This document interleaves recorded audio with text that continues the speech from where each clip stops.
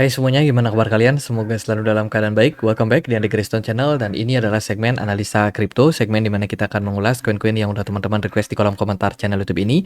Thank you banget udah banyak requestan yang masuk ya, requestannya keren-keren. Dan mayoritas altcoin memang lagi koreksi, tapi kita akan coba untuk lihat beberapa altcoin saat ini dengan tentu saja fundamental yang berbeda ya. Jadi dua koin yang kita akan bahas hari ini adalah Bitensor dan juga Sandbox, karena lumayan banyak di request oleh teman-teman di kolom komen. Jadi buat teman-teman yang mungkin pengen dibahas koin apa, teman-teman nanti kalau menarik, kalau yang request banyak kita akan coba untuk ulas.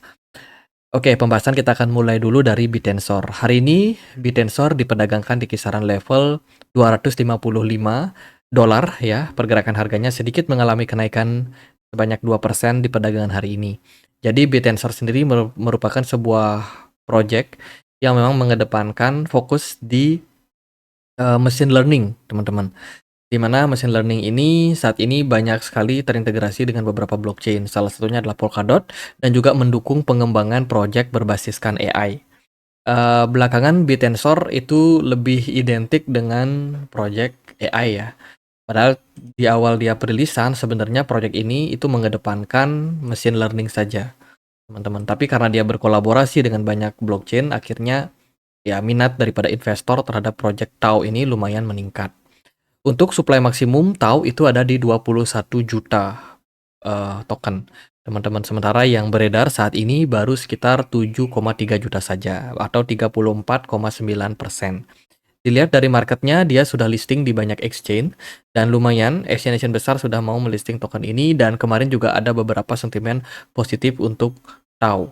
Posisi TAO saat ini berada di poin 40 di CMC atau peringkat 40 di CMC. Tergolong koin dengan market cap yang menengah menuju besar, teman-teman.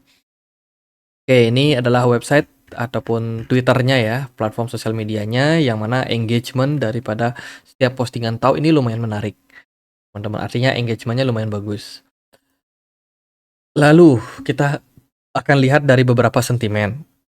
Ini adalah berita lama terkait dengan Bitensor yang kemarin sempat kena hack.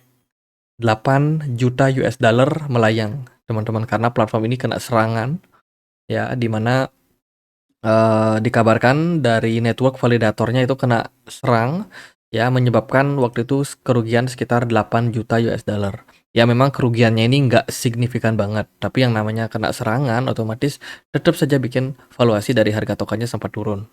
Ini berita di bulan apa nih? Bulan Juni ya, teman-teman. Oh, bulan Juli. Bulan Juli tanggal 8 2024. Jadi baru kemarin kena serangan. Dan berita-berita terbarunya nih, Bitensor sendiri itu berencana untuk mengurangi supply beredarnya. Jadi memangkas supply beredarnya, terutama yang kemarin sudah kena hack. Sehingga itu bisa menimbulkan impact yang positif karena sentimen burning. Selain itu, Grayscale juga di bulan Juli kemarin itu mengumumkan dia akan siap untuk membuat debutnya invest di beberapa proyek AI, termasuk di dalamnya adalah Filecoin dan juga ada Bitensor. Jadi maksudnya adalah Grayscale ini salah satu hedge fund ya, itu mengeluarkan sebuah produk yang mana ini mensupport proyek dari Bitensor. Artinya mereka mencari investasi gitu dari investor, menawarkan investasinya pada investor, yang mana Bitensor merupakan salah satu aset kelas yang mereka dagangkan. Ini adalah proses awal yang mirip sekali seperti sebelumnya yang terjadi pada beberapa produk ETF kayak Ethereum dan juga ya kemarin Bitcoin sebelumnya ya. Jadi Grayscale sendiri mengakumulasi lebih awal, teman-teman. Kemudian ketika momentumnya tepat, dia akan meluncurkan produk ETF. Tuh, makanya kalau teman-teman perhatikan di perdagangan sekarang, kepemilikan dari Grayscale terhadap beberapa produk seperti Bitcoin dan juga Ethereum itu cenderung mengalami penurunan, ya kan? Karena mereka memang sudah melakukan akumulasi bertahun-tahun sebelumnya, sebelum akhirnya mereka bisa taking profit, teman-teman. Jadi Grayscale introduce Bitensor and Sweet Trust produk sebagai salah satu produk. Nah, ini adalah sebuah berita bagus. Kemarin Bitensor mendapatkan kenaikan yang lumayan akibat sentimen tersebut, teman-teman. Jadi dari sentimen itu kita bisa melihat nih, sebenarnya Bitensor ini merupakan sebuah project yang cukup kuat secara fundamental, sampai akhirnya ada manajer investasi yang tertarik buat invest di project itu. Tentu saja manajer investasi ini pasti sudah melakukan, pengecekan, melakukan investigasi lebih awal ya, terhadap sebuah proyeknya, siapa founder-nya, sehingga dia akhirnya memutuskan untuk invest. Apalagi Grayscale salah satu hedge fund dengan dana kelolaan yang sangat-sangat besar. Jadi kalau dia saja sudah berani invest, itu berarti secara kedalaman project, Bitensor ini bisa dipertimbangkan bagi teman-teman. Itu sih, kita lihat dari price action, Bitensor setelah berita tersebut ya di bulan Juli waktu itu pergerakan Bitensor sudah mengalami kenaikan yang lumayan signifikan sebelumnya. Jadi Bitensor ini mengalami rally signifikan ketika sentimen dari AI kemarin cukup rame ya. Sejak Oktober 2023 kemarin dia rally terus naik sampai level 744 dolar dan sekarang dia sedang mengalami fase koreksi, teman-teman. Jadi pergerakan kenaikan harga Bitensor ini sudah terjadi sangat-sangat impresif sebelumnya dan wajar di posisi sekarang dia mengalami koreksi. Oke, beberapa level yang bisa teman-teman perhatikan. Level resistance untuk Bitensor adalah di kisaran 359 dolar. Sementara area support kuat sudah beberapa kali ditahan ya oleh Bitensor, yaitu di sini dan juga di sini. Level tersebut ada di 194 dolar. Jadi jika teman-teman melihat pergerakan Bitensor saat ini sedang dalam proses koreksi, mungkin memang koreksi masih akan berpeluang terus atau dalam proses berlanjut. Ya, kalau kita lihat secara historical, Bitensor ini kemarin mengalami rally didukung oleh smart money yang meningkat dengan tajam. Kalian bisa perhatikan periode di bulan November sampai Maret 2024. November 2023 sampai Maret 2024, posisi smart money-nya sangat-sangat strong pada Bitensor. Diikuti dengan pembuatan all time high baru. Dan sekarang smart money-nya kosong, teman-teman. Dan ini mengindikasikan memang Bitensor berpeluang masih dalam tahap koreksi. Jadi buat yang mau masuk, sabar aja, tunggu di level yang lebih murah. Contohnya di level 194 dolar. Ya, jangan terlalu berambisi, jangan terlalu FOMO masuk di harga-harga saat ini. Saya rasa ini sangat beresiko buat teman-teman yang memang takut beli di harga pucuk. Ya, untuk saat ini proses masih dalam konsolidasi, cenderung korektif ya. Pergerakan dari Bitensor, tentu saja impact daripada BTC dominance yang memang masih menguat, teman-teman tahu sendiri dalam proses koreksi. Jadi untuk teman-teman yang memang sudah beli token ini, sudah sempat beli ya mungkin karena beberapa sentimen ataupun narasi-narasi yang lain, jadi yang udah sangkut, dia di hold aja sih. Saya rasa secara fundamental dari Bitensor sendiri masih cukup oke. Teman-teman, sampai nanti ada berita Grayscale jualan dan lain sebagainya, nah itu bisa jadi ada something wrong. Tapi kalau teman-teman memang tertarik banget sama proyeknya, saran aku sih ikutin laman Twitternya. Di Twitter dia banyak sekali update tentang pembaruan-pembaruan yang mereka lakukan, teman-teman. Dan menurut saya integrasi dan juga kerjasama yang mereka lakukan ini cukup banyak kolaborasinya ya, sehingga ini bisa menjadi salah satu hal yang meyakinkan. Contohnya ini, dia ada bikin acara di Marriott Marquis Hotel Dubai tanggal 6 sampai 9 April kemarin ya 2024. Jadi artinya proyek ini itu ada melakukan banyak kegiatan offline yang tentu saja kegiatan-kegiatan offline ini mereka akan menyampaikan apa informasi yang terupdate tentang proyeknya, apa yang akan mereka lakukan ke depannya dan bagaimana TAO ini bisa berdampak pada teknologi ke depannya gitu. Jadi menurut saya secara fundamental bisa dipertimbangkan bagi teman-teman, tapi memang secara price action saat ini masih sedang koreksi. Oke, next kita akan bahas ya untuk Sandbox. Hari ini Sandbox diperdagangkan di kisaran level 0,25 dolar. Pergerakan harga Sandbox belakangan cenderung drop lumayan signifikan. Sandbox sendiri merupakan sebuah proyek berbasiskan metaverse, gaming, metaverse, and NFT. Di mana sangat ramai banget waktu PSBB, waktu lockdown COVID kemarin, di mana orang-orang banyak di rumah, alat VR rame ya, metaverse, itu menjadi sentimen yang bagus banget.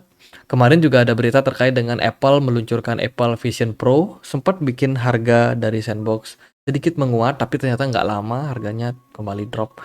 Dan ya, sentimen metaverse sekarang lagi redup, teman-teman. Seiring dengan market kripto yang cenderung koreksi, sehingga belum banyak orang yang membicarakannya kembali. Gitu. Berita terbaru dari Sandbox, mereka ada kerjasama dengan salah satu klub sepak bola yaitu Napoli. Ya, teman-teman pasti tahu penggemar sepak bola Serie A itu Napoli berpartner dengan Sandbox.